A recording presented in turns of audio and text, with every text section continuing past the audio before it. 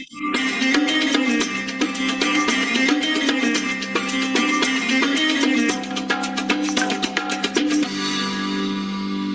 terima kasih pemirsa, Anda masih tetap bersama kami dalam Menanti Babuko. Duduk bersama Mangnya aja Pak Halo. Baik, selanjutnya kita akan menyaksikan kultum yang akan disampaikan oleh Ustadz kita, yaitu Dr. Muhammad Qasim MA. Kepada Ustadz Dr. Muhammad Qasim MA, waktu dan tempat kami persilahkan.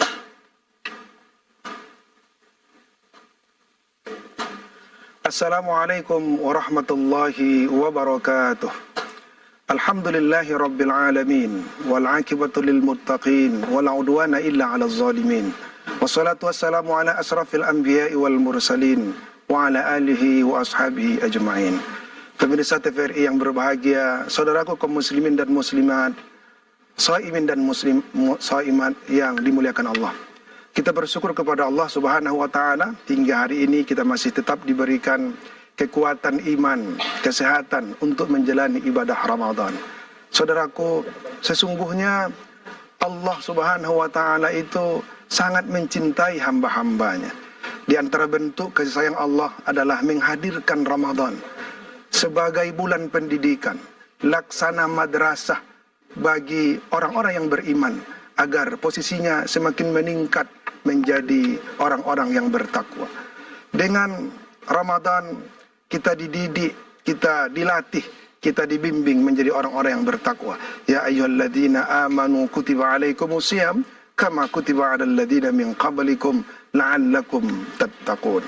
Dengan demikian, orang yang melaksanakan ibadah selama Ramadan, dia akan ditempa menjadi orang-orang yang bertakwa, maka dirinya akan mulia, keluarganya bisa bahagia, bahkan masyarakat dan bangsa negaranya menjadi bangsa yang berjaya.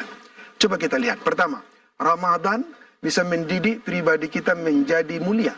Karena Allah mengatakan, Inna akramakum indallahi atqakum. Bahwa hamba yang mulia di sisi Allah itu adalah orang-orang yang bertakwa kepada Allah Subhanahu wa taala. Salah satu ciri orang bertakwa dalam surah Ali Imran ayat 17 itu adalah as-sadiqin misalnya. Orang yang bertakwa itu adalah orang yang jujur, orang yang benar. Selama Ramadan kita dilatih menjadi orang yang jujur. Coba bayangkan, kita lapar, kita haus, bisa saja kan kita makan minum di kamar, tidak ada orang tahu. Tetapi kita lakukan. Kenapa? Karena kita yakin Allah mengetahui, meskipun kita bisa bersembunyi dari orang lain. Maka dengan demikian, puasa melatih kita menjadi orang-orang yang jujur. Dan banyak riset yang membuktikan bahwa yang menjadi modal penting untuk kesuksesan karir seseorang itu adalah kejujurannya, kecerdasan emosional, kecerdasan spiritual. Sementara kepintaran, kecerdasan intelektual itu hanya menyumbang sekitar 20 hingga 25% untuk kesuksesan manusia. Oleh karena itu, sebenarnya orang-orang yang telah terlatih jujur dalam hidupnya, punya integritas selama Ramadan, pasca Ramadan dia akan menjelma menjadi manusia bertakwa dan dia akan mulia.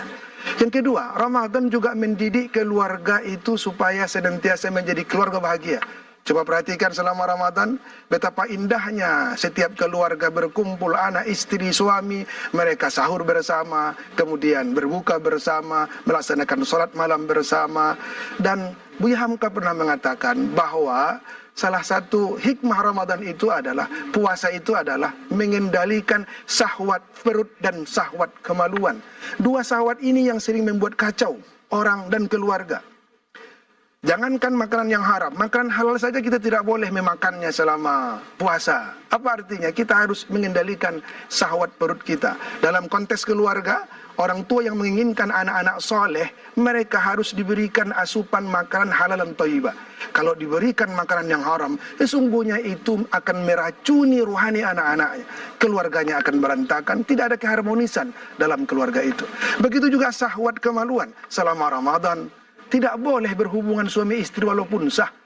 Supaya kita dididik untuk bisa mengendalikan syahwat kemaluan kita. Betapa banyak perceraian, keluarga berantakan gara-gara tidak ada kesetiaan antara keluarga.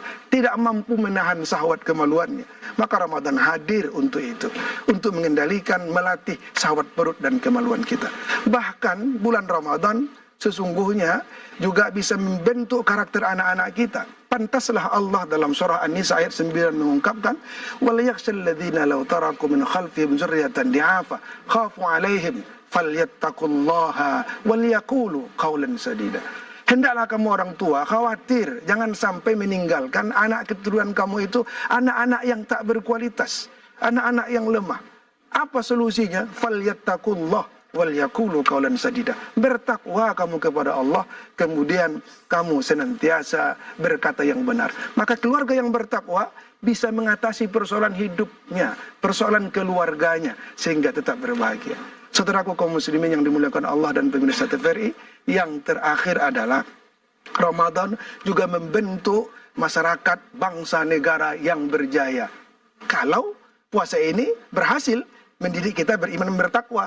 Dalam surah Al-A'raf Allah mengatakan, walau anna ahlal qura amanu wattaqau lafatahna alaihim barakatim minas sama'i wal ardh.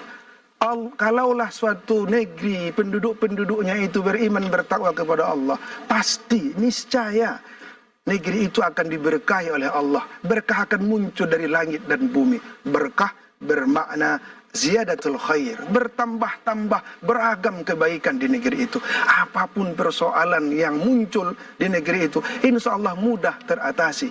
Allah juga mengatakan dalam surah At-Talaq, wa may yattaqillaha yaj'al lahu makhraja.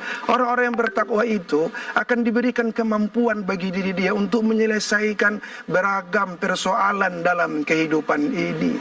Nah, oleh karena itu, lagi-lagi kalau puasa Ramadan mampu kita lakukan secara sempurna, keimanan kita terbentuk, ibadah kita rutin, akhlak kita baik, apalagi kita berempati kepada sesama, maka insya Allah kita akan menjadi pribadi bertakwa sehingga diri kita menjadi mulia, keluarga kita menjadi bahagia, dan negeri kita, bangsa kita menjadi berjaya.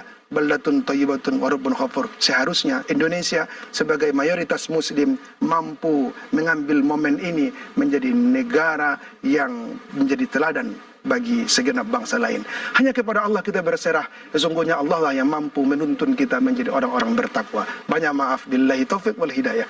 Wassalamualaikum warahmatullahi wabarakatuh.